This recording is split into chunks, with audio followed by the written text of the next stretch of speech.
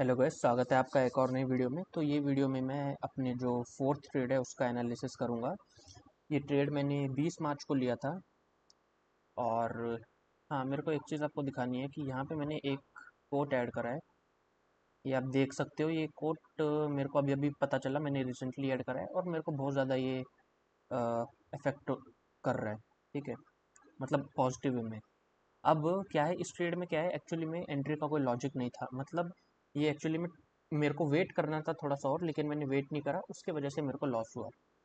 मैं अगर इसके पीछे का आपको साइकोलॉजी बताऊं कि मैंने क्या क्या करा था। डेली टाइम फ्रेम पे अगर आप देखोगे तो ऊपर और नीचे दोनों साइड का एसएल खा लिया था इसने। और मेरे को लग रहा था कि रिवर्सल देगा। ठीक है, जो कि एक तरीके से देखा जाए तो ठीक भी लग रहा था।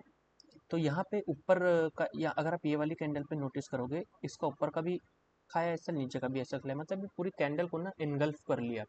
उसके बाद भी एक बहुत ज़्यादा स्ट्रॉन्ग कैंडल बनी है। असलियत में मेरे को यहीं पे ट्रेड लेना था, ये नेक्स्ट वाली कैंडल पे, लेकिन इट्स ओके। उसके बाद अगर हम देखेंगे तो 1 आवर का टाइम फ्रेम ऐसा है, 5 मिनट का, 1 मिनट का। ठीक है, यहाँ पे छोड़ो। मेन हम क्या क्या करना था, क्या कर सकते थे। ठीक है, देखो, ये है बड़ा टाइम फ्रेम में पूरा आपको दिख रहा है कि लोअर लो बना रहा है। ठीक है, मेरे को भी यही लग रहा था, लेकिन लोअर टाइम फ्रेम में अगर आप देखोगे, ये देखो लोअर टाइम फ्रेम में क्या है, बुलिश दिख रहा है।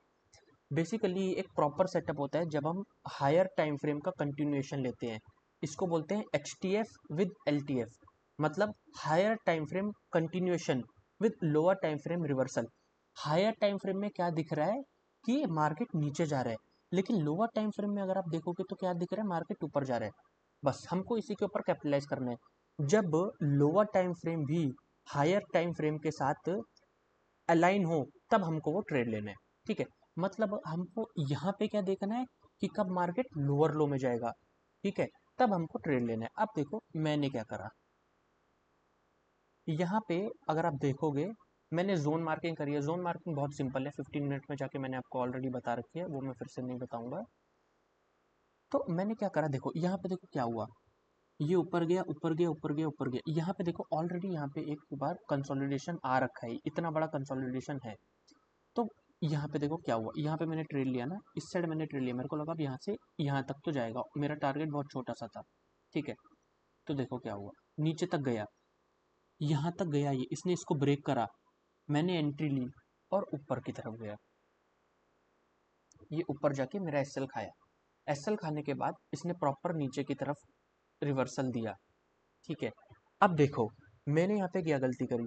अगर आपको ध्यान होगा पिछले वीडियोस में जब मैंने क्या बोला, कभी कभी ना मार्केट क्या होता है, एक कंसोलिडेशन एरिया में चले जाता है।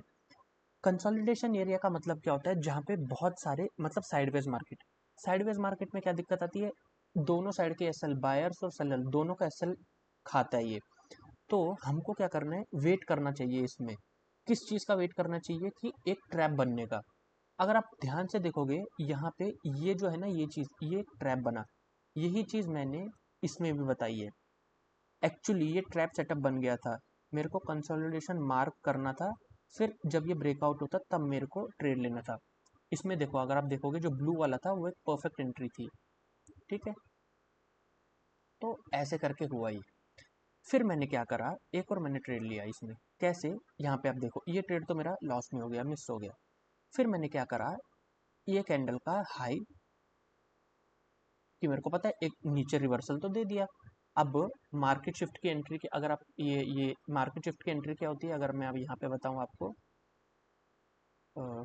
ये देखो क्या है, ऐसे ऊपर, ये ऊपर, ये ऊपर, ये इसको खाया है, खा लिया, फिर ऐसे करके ऐसे जाना चाहिए ना।